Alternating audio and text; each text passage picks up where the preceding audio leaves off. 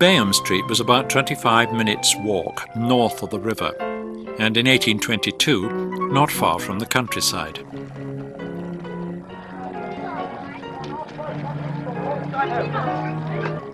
For the next 2 years, Charles Dickens did not go to school, but spent his time wandering about the streets near his home, and much further afield too.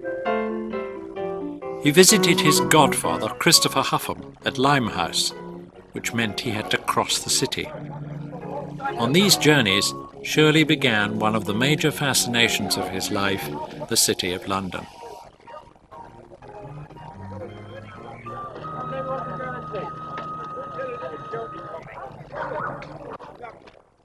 St. Paul's Cathedral dominated the city from most angles, as we can see from this contemporary view of the river. Most people see capital cities in terms of grand buildings, but for Dickens it was the teeming, busy life at ground level which caught his imagination. His books are full of brilliant descriptions of this sort of scene, and it's not difficult to imagine him as a boy stopping at street corners and market stalls to listen to the conversations of stall keepers and merchants of all kinds as they went about their business.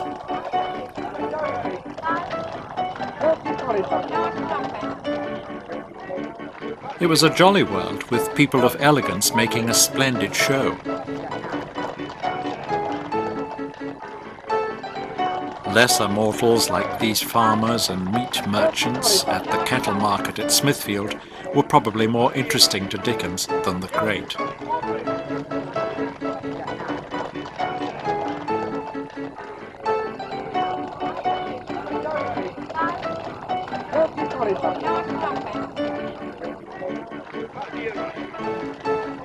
London had several of these galleried inns, where Dickens' characters were to arrive and depart with great frequency. This delightful scene at the Old Bull and Mouth Inn is exactly what people would nowadays refer to as Dickensian.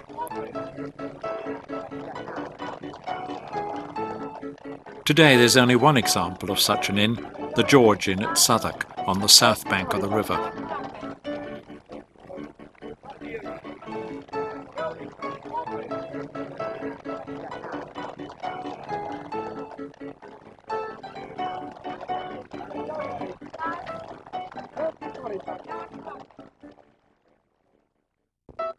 The docks, of course, were also a fascination.